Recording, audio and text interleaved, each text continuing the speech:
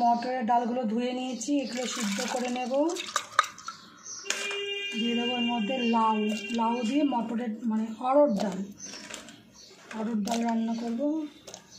একটু লঙ্কা দিয়ে এই প্রেসার কুকারে এটাকে সিদ্ধ করে নেব।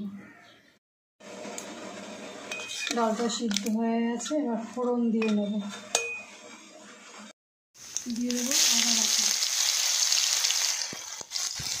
আদা বাটা দিয়ে দিয়েছি। এবার দিয়ে দেবো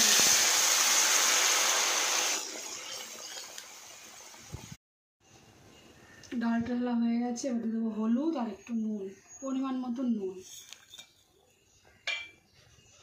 দিয়ে এটাকে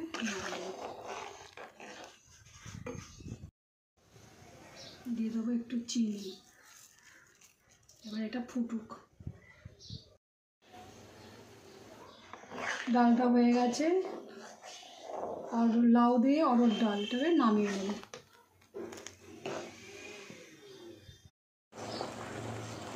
ডালটা সম্পূর্ণ হয়ে গেছে, ফুটে গেছে অনেকক্ষণ, এবার নামিয়ে নেব।